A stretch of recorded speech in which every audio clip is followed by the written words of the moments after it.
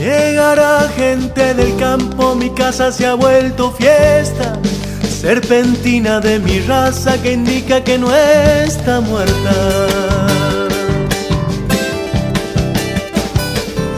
Llegará gente del campo, traerá noticias del monte, si llovió perlas azules y en Santo... Hola, bienvenidos una vez más a esta edición de Río 4 Agro, donde vamos a compartir la realidad de la agricultura familiar en la República Argentina. También vamos a hablar sobre cultivo de coberturas y sus ventajas.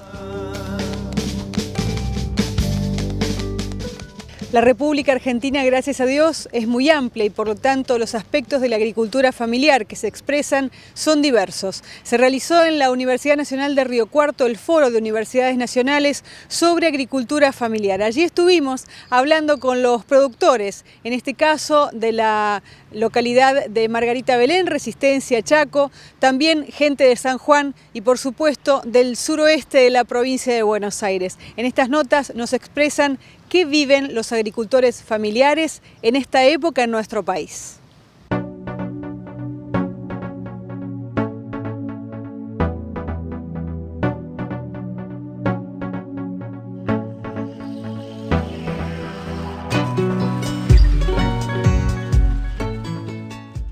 La realidad es que se están sufriendo las mismas problemáticas que tiene el resto de los agricultores familiares y un poco la propuesta, es decir, problemas con la tierra, problemas con el agua, porque estamos hablando de una zona árida, San Juan es un desierto, es decir, que además de las limitantes del posible acceso al suelo, a la tierra, es la cuestión del agua como elemento fundamental para producir. Y bueno, después de la producción todos los problemas que se siguen atravesando, ¿no? De comercialización, de falta de infraestructura. Interesante en este foro ya han salido otras problemáticas que tienen que ver con el diario vivir del agricultor familiar en términos de educación, de salud, de vivienda. Bueno, todas esas problemáticas desde la Subsecretaría de Agricultura Familiar estamos tratando de trabajarlas junto con los agricultores familiares, ¿no? Un poco eso es como para expresar la opinión respecto a la pregunta que me haces. Bien, cuando hablamos de agricultura familiar en San Juan, hablamos de familias que han venido de padres y abuelos que se dedican al cultivo de la viña, al cultivo de la fruta. Sí, y estamos hablando de agricultores familiares que son pequeños viñateros, algunos tienen plantas de olivo, estamos hablando de horticultores, productores de semilla, de alfalfa, de cría de ganado, a pesar de que es una zona marginal, pero el agricultor familiar sanjuanino está poblando el territorio, como es una de las características de este sector. Estamos hablando de productores caprineros que producen, viven y se desarrollan en un desierto, ¿no? Estamos hablando de zonas de menos de 40 milímetros de lluvia a año. Es una zona bastante complicada, pero bueno, están trabajando allí. Esos son los agricultores familiares, ¿no? Tiene 100 años, solo flores y una vez. En nuestra zona la agricultura familiar es variada porque hay extensiones de 2 hectáreas a 50 hectáreas porque es muy mezclada la producción, se hace hortalizas, se hace algodón y se hace ganadería y caprina también. Entonces es muy variada porque con estos tiempos que nosotros llevamos como agricultores familiares vimos la necesidad de tener de todo porque cuando un producto no anda o no vale, entonces tenemos que recurrir a lo otro. Esto es muy variado en nuestra zona. Sí, nosotros ya venimos de mis bisabuelos, que eran agricultores familiares, pero de los agricultores familiares que antes que hacían de todo, o sea, que tenían para comer, no dependían generalmente del almacén, porque eran lejos, había que ir 2 días de camino, 3 días de camino, entonces la agricultura que tenía mis abuelos, fueron de tener de todo, salvo a veces que se buscaba un medicamento o algo como el aceite que no podíamos hacer, el resto se produce actualmente en el mismo poblado, en la misma chacra. Tiene un veneno más amargo que la hiel. Con solo invocar. La realidad de los productores de la agricultura familiar en la zona de Emilio Bebunge, que es en el partido de General Villegas, provincia de Buenos Aires, es una realidad crítica porque esa es una zona eminentemente tambera, todos tambos de menos de 2.000 litros, y nosotros tenemos registrado de que en la Argentina los tambos de menos de 2.000 litros en los últimos años, del 77% que era de la totalidad de los tambos, se ha venido al 44%. En cambio, los tambos mayores de 6.000 litros, del 3 al 4% subió al 10%, por eso es que, digamos, en litro de leche la Argentina no ha bajado demasiado su producción. Pero esos pequeños productores son agricultores familiares y no hay un agricultor más familiar que el tambero, más arraigo a la tierra que un tambero. No existe otra actividad dentro del campo, digamos de las tradicionales, porque hay otras actividades que también tienen mucho arraigo a la tierra, pero el tambo es uno de los principales. Entonces, bueno, esa es una problemática. Y la otra problemática que tenemos en nuestra zona es el avance indiscriminado de los pools de siembra y de las grandes empresas. Que nosotros, en un partido de 725.000 hectáreas que tenemos el partido de General Villegas, con 250.000 hectáreas que se pueden producir los agronegocios, hay una o dos compañías tienen 150.000 hectáreas sembradas, esas 250.000 hectáreas que se pueden sembrar con granos. Entonces, la concentración es muy grande y va avanzando sobre los pequeños productores. Y los pequeños productores no es que dejen su actividad porque les sirve mejor ser rentista. Obviamente que si uno lo saca económicamente, toda la vida es mucho mejor ser rentista, pero el productor agropecuario, el chacarero, el colono de la zona de donde venimos nosotros, se va del campo porque no tiene rentabilidad en el resto de las producciones. Entonces, al quedar afuera de la rentabilidad del resto de las producciones, se tiene que ir al campo, tiene que alquilar, y ahí está la situación. A mí me pone muy, muy mal cuando el gobierno nacional dice se van al pueblo porque viven bien con la renta que les da el alquiler. Sí que se vive bien con la renta que da el alquiler, pero no es la que nosotros queremos vivir. Nunca nos preguntaron nosotros si estamos conformes de habernos ido al pueblo. Cuando en el pueblo tenés que poner una reja hasta arriba del techo y en el campo vivías con las ventanas abiertas y dormías los veranos con las ventanas abiertas. Esas cosas las perdimos, y no las perdimos porque a nosotros nos gustara ir a vivir en el pueblo, porque nosotros los chacareros y los que amamos la tierra vivimos mucho mejor en el campo.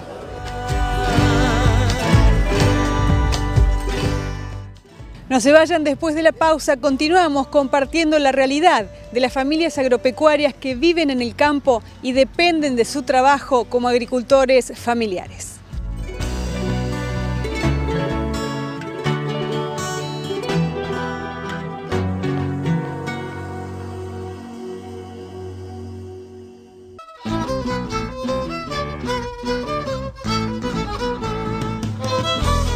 En el marco del Foro de Universidades Nacionales sobre Agricultura Familiar que se realizó en la Universidad Nacional de Río Cuarto hace muy pocos días, estuvimos dialogando con algunos productores familiares sobre la realidad de distintas provincias. Allí quisimos saber cuáles son las propuestas que ellos mismos tienen para esta nueva ley de agricultura familiar que se está elaborando en nuestro país.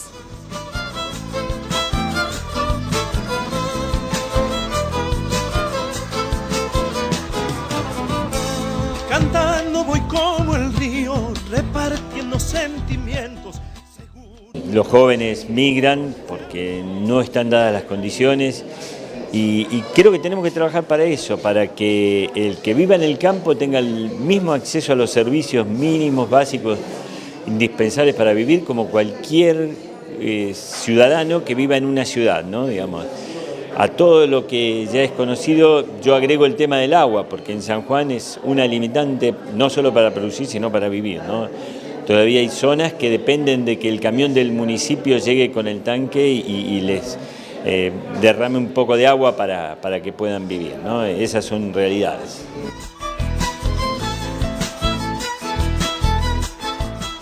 ¿Cuáles son los puntos principales que ustedes resaltan para poder sostener este aspecto de la agricultura familiar? Bueno, hay muchos aspectos. Primero, que se tenga en cuenta un área donde estén los pequeños productores y no se contamine con todo lo que es agroquímico, que el agricultor familiar todavía está haciendo lo más tradicional, las semillas más convencionales que no soportan los agroquímicos que pueden tirar los vecinos. Se respeta un área más amplia primero del lugar donde hay los pequeños productores, que no sea invasivo, porque si vos tenés un pequeño productor y al lado un grande, el pequeño productor se va a morir, le guste o no le guste, porque no soporta ese tipo de semilla que tenemos nosotros, no soporta el agroquímico que tira. Y la propuesta, por ejemplo, que es hacer cortinas, ¿cómo lo proponen ustedes? Nosotros creemos que es un área donde hay pequeños productores, sobre todo los cordones a 20 o 30 kilómetros, no hay grandes extensiones de cultivo transgénico. Eso es uno. El otro que proponemos es que podemos producir y que no tenga el tema de las leches de sanidad, que tampoco podemos ingresar nosotros a las ventas, muy poco, porque todas las sanidades que hay, regulación del SENASA, está para la grande cadena. Entonces vos no podemos hacer un dulce, no podemos certificarla porque tenemos que tener una infraestructura muy grande donde no podemos acceder. Mensajero de esperanzas, muchas veces me he perdido. Creo que es fundamental lo que se está tratando acá, que es fundamental una ley de agricultura familiar. Una ley, primero y principal, donde tenga muy clara quién es un agricultor familiar y distintas calificaciones de agricultor familiar. El gobierno nacional está muy enfocado en un agricultor familiar periurbano de subsistencia, que venía de los planes PROSAP, venía de los planes PROINDER, de todos esos planes, que yo creo que es absolutamente necesario que los sostengamos a esos productores. No estoy en desacuerdo que no.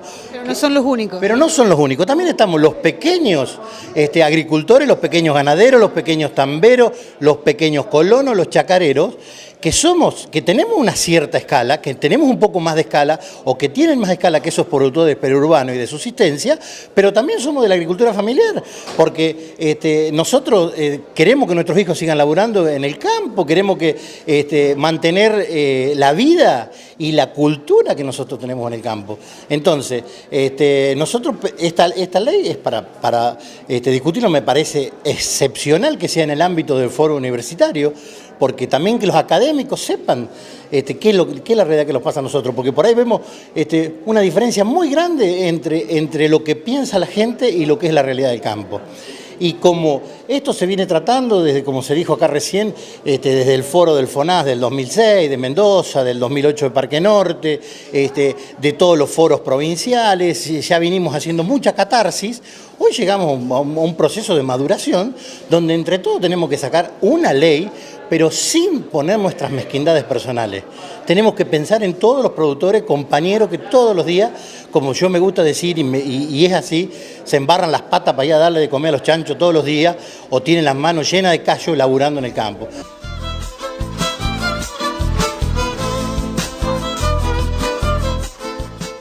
Estuvimos entrevistando a algunos productores de distintas provincias y lo que salía en común era la cultura del trabajo de la familia, digamos, sostener a la familia en el campo, qué importante. Sí, por supuesto, eso es fundamental, justamente la revalorización de ese trabajo y también trasladar eso esos saberes a las universidades, porque a veces justamente lo que se da es como que las universidades como faro de la cultura, que no lo somos, y justamente incorporar esos conocimientos y por otra parte la responsabilidad de las universidades de incorporar en sus currículas, digamos, temáticas vinculadas a las problemáticas y demás de la agricultura familiar. Así que también eso es un mensaje muy fuerte, muy contundente, desde las organizaciones, desde los productores, hacia justamente las universidades. Y es hora, digamos, de avanzar en ese sentido.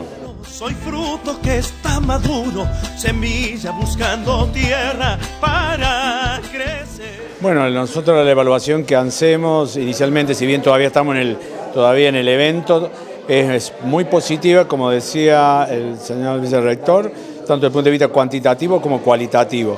Cuantitativo porque bueno, el número ha excedido largamente lo que nosotros, las estimaciones de los organizadores, en lo cual trabajamos de forma conjunta con la Universidad de Córdoba, Villa María y EINTA. y además desde el punto de vista cualitativo por la profundidad del debate que se está dando en las distintas mesas de trabajo. Así que para nosotros es sumamente aliciente poder haber contribuido a este evento y que de alguna manera se convierte en un nuevo ámbito de debate y discusión sobre la revalorización y el posicionamiento de la agricultura familiar en el desarrollo nacional.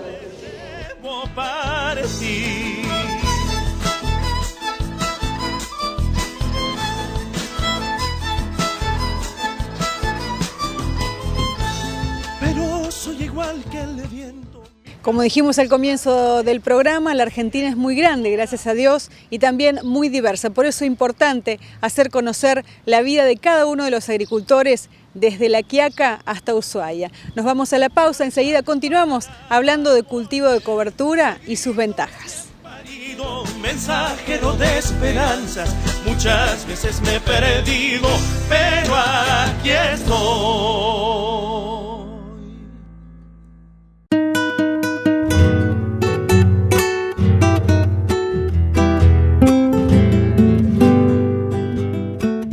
Organizado por el INTA, también por la Asociación de Ingenieros Agrónomos del Sur de Córdoba y la gente de la Sociedad Rural de Río Cuarto, se reunieron en su sede distintos técnicos y productores para conocer un libro que ha editado el INTA justamente sobre cultivo de coberturas y sus ventajas. Son varias notas, las vamos a hacer conocer en distintos programas sucesivos. Hoy comenzamos con la realizada al ingeniero Cristian Álvarez, justamente sobre las ventajas del cultivo de cobertura expresadas en este libro. Carretas cañeras cruzan la laguna, el grillo a la luna le da su canto. Fíjate que es una variable que es bastante integradora, o sea, una práctica que cumpla muchos objetivos no es fácil de encontrar. Es más, nosotros muchas veces en la zona, más en la zona semiárea, tomamos como una herramienta fertilizar el cultivo de cobertura y utilizar un arrancador en el cultivo objetivo, pero como por ahí sabemos que por zona la distribución de agua no nos da para fertilizar el cultivo objetivo, lo fertilizamos ya en el cultivo de cobertura para que el cultivo de cobertura lo use al nitrógeno ese y que lo vuelva a usar después del cultivo de maíz. O sea, ese nitrógeno, claro, ese nitrógeno que yo le estoy poniendo a la cobertura lo estoy usando dos veces, para generar biomasa durante la cobertura y para mejorar el rendimiento del cultivo de maíz en el cultivo objetivo, ¿no? Así que fíjate que una práctica como la cobertura pasa a ser un factor, un fusible interesante y un parche interesante en los sistemas que hoy tienen bajo residuo, tanto por erosión hídrica, como vos decís, como por erosión eólica, todo lo que es la parte sudoeste del partido de Roca, ¿no? Y este de La Pampa, que es bastante susceptible a todo lo que es erosión. Recordemos que la erosión eólica se provoca en aquellos ambientes donde no se generan cobertura o donde estamos utilizando un implemento para roturar el suelo y obviamente dejamos partículas sueltas, ¿no? Con lo cual, obviamente, la práctica esta no solamente me genera entrampamiento por las raíces, sino que me genera una protección física frente al impacto de la gota y al movimiento del viento, que disminuye no solamente la pérdida de ese suelo, sino también mejora todo lo que es la captación y la administración de ese agua posterior al evento, ¿no? Con la zafra todo Tucumán, la noche en sus ojos, la miel en su boca.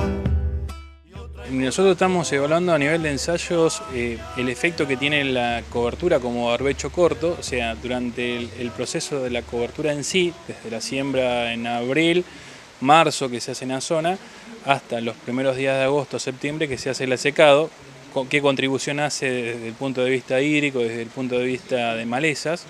Y lo que vemos es que dentro de la cobertura no aparecen casi malezas, o sea, si uno parte con una situación limpia, en realidad la emergencia de malezas no se produce por efectos alelopáticos, suponemos, no lo estudiamos todavía.